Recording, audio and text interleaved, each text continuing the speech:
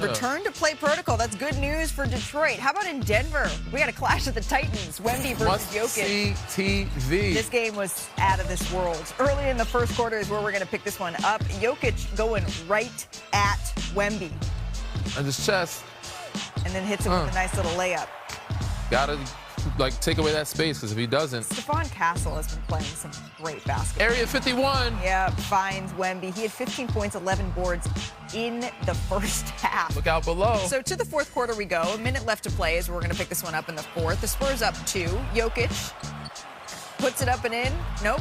That's because Wemby's there. Got long arms. Pushing it back out. And then watch Devin Vassell. At the break. Okay, Dev. Goes up for the dunk. So the Spurs up 4 here. Now 8 seconds remaining. Nuggets down 2. Jokic. Great play. He's double teamed. Walk us through it here. Aaron Gordon sets the screen.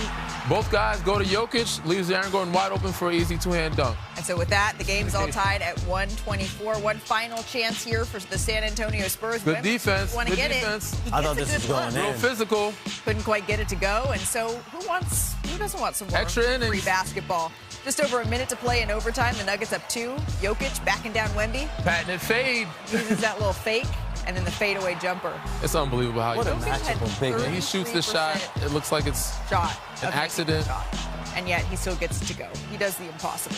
Wemby gets it in the mid-post. Gets a bucket to go. He had 34 points, 18 rebounds, 7 assists, 5 blocks. But the problem is Jokic is on the other side. The Nuggets get the win here, 136-134. Let's listen to the two big men talking about this matchup. I think first time I play against him, I told you guys that he's going to change the league and he's just going to change the basketball. And I still think that. And I think he has opportunity and chance to be the most unique basketball player ever played the game. Very fun. One of the most fun games. I wish we could have closed it up. And my conclusion of this game is no matter is good for us. Anything that happened tonight is good for us. It's a real test against a team that's actually playing for something right now. So it had a little bit of playoff vibes.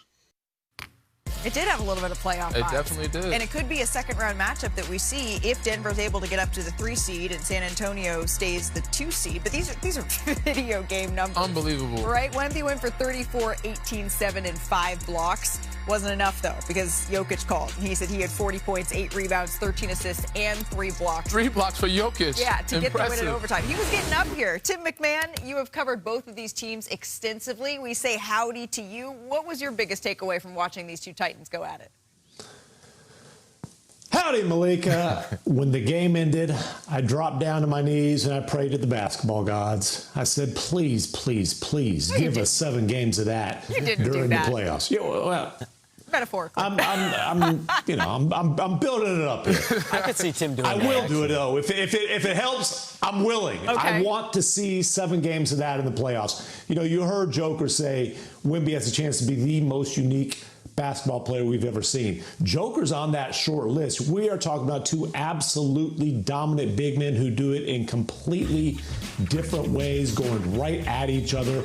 Both of them came to play. The one thing they really do have in common is they are wired to compete in very similar fashion. I want to see these guys. I can't wait until Friday when they meet again. I hope there's something at stake in that game. And I really, really hope we get to see these guys go at it in the playoffs. I hope we do too. And Danny, we've been talking about wanting to see Victor Wembanyama when the minutes get stretched with a playoff type atmosphere. What's it going to look like? He didn't quite touch 40 minutes in this game, but he got pretty close. I think he'll be fine, especially in the playoffs. For me, it was a great test for both teams. Both teams needed this type of environment, this type of game, especially the Spurs. 11-game winning streak. I'm sure they were kind of feeling like they were invincible. They needed to come back down to earth a little bit. And, Denver's, they're trying to get a 3rd seed. They need to play a playoff-type team. So this battle, again, they get a chance to see each other again at the end of the season. I don't know if they'll both play full teams or rosters, but I would love to see it.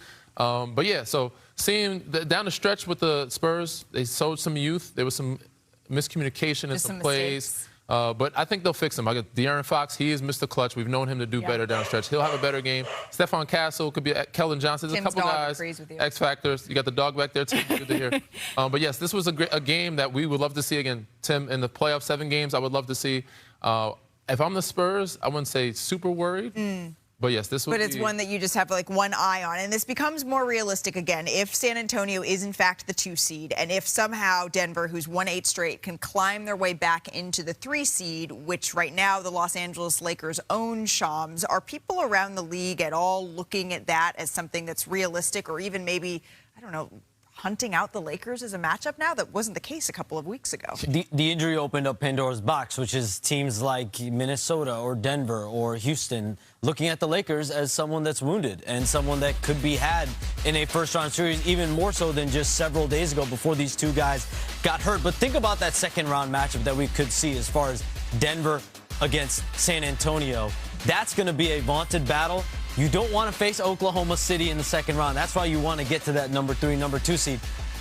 But San Antonio is going to be tough. Yeah. Denver's going to be tough as well. That's going to be a hell of a second round. Houston Rockets, Minnesota Timberwolves, thank the basketball gods for the Lakers having these guys go out. Because if you can get a chance to move up, also play them in the first round, you are having more, like, you have a really good chance extending your season and going to a second round, because they're missing their 2 best players. We don't know when they're going to come back. I'm hopeful for them. I'm hopeful. Teams are looking at the Lakers right now, and they're going like this. Licking their chops and thanking the basketball guys that they don't have, because with those healthy guys, those other teams might have been going home. And Denver right now is playing some great basketball. They've won 8 straight. You know who else is playing great basketball? Our extended NBA Today family. And we have breaking news here that hits us close to home, right? Today it was reported that North Carolina, the Tar Heels, intend to hire Michael Malone as the school's next basketball coach. That's according to our Pete Thamel.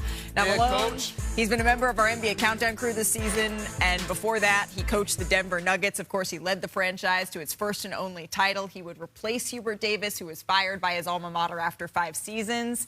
But Danny, you know, as much as we don't want to see Michael Malone go, I'm so very happy for him. I'm loving this. I mean, I'm sad to see your alma mater. Go. But yes, his daughter's there. I had Michael Malone as a rookie in Cleveland. He was a great X's and O's offensive juggernaut to me.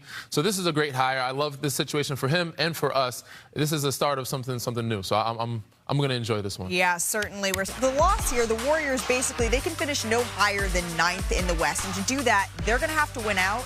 And they also need the Clippers or the Trailblazers to lose out. Otherwise, they're looking at needing 2 road wins just to get out of the play-in and into the 8th seed. But, Danny, I was impressed. The movement here of Steph Curry after missing so much time away, what stood out to you? I mean, that second quarter, again, when you come back from an injury, it takes time to slow the game down. And it usually doesn't happen in the first game that you come back. For him, it looked like he had been doing some scrimmaging. Like, he looked like he was healthy. He got it back and slowed the game down. You see here in this transition, he's coming down. Him stopping on a dime and pulling up shows me that those legs are pretty sprightly. You know, like, he's able to do that. Again, he gets a switch here on a big, not even a big, kind of a mini big, but he's able to slice and dice, you know, stop on a dime, change directions, get to the paint, get to the floaters, layups and finishes. That's when I'm like, all right, he's looking good. Right here, this is when I'm like, oh, he's back. He got KD in a switch. Somehow he gets the switch screen right here with Gary Payton. The second, gets some little dice and hesitation, get to the paint, got KD lost a little bit, floater, contact, N1, give him a little shoulder shimmy. You know, like, he's in rhythm right now. So to see that happen that quickly is like, you know, he's obviously 37, 38 now, unbelievable, but it showed me that he had been taking his rehab very seriously and that he had been getting some scrimmage. And I don't know where and how and what group he's been playing with, but he's doing it at a very good level right now. Danny, he got 2 scrimmages in last week. And I'll be honest, covering this story since he got hurt on January 30th, the amount of starts and stops, missed targets, setbacks, missed scrimmages, because every time Steph Curry would try to get going, he would feel swelling or he'd feel irritation. He would feel his knee. There's nothing structurally wrong, but like, it's what's been described to me is this is a 38-year-old's knee. He's dealing with elderly player's knee issue. And the amount of times I think Stephen Curry was told, hey, it's probably best for you to shut it down. The team's doctors involved that might have been like, hey, listen, we support if you want to call it quits this season. So him getting back on the court, I just think everyone in that locker room, that organization, they've given him all the credit. Like, it's all him. It's all his determination to get back out there on the court. And he said it the other day or last night, this is a new normal for him. I think he knows he's going to have to deal with some of these knee issues possibly for the rest of his career, however long he plays. But even sitting him there, seeing him sit on the bench there, he had this big pad on his knee. That's not something we've seen from Steph Curry, and we'll see how long that has to last. And certainly, you know, maybe that is the motivation to try to get up to that 19 so they at least have one game at home, because really that's what this tells you, that this is their franchise cornerstone, of course. This is one of the all-time greats, of course. And any way that he can be back playing in front of those fans, that really is what we know Steph Curry to be and what he's proven to be once again in this injury. Again, all of these seeds still up on the line here as we go down the final days of the regular season. But we did have some breaking news just moments ago here, Shams. We have some major changes here in Chicago.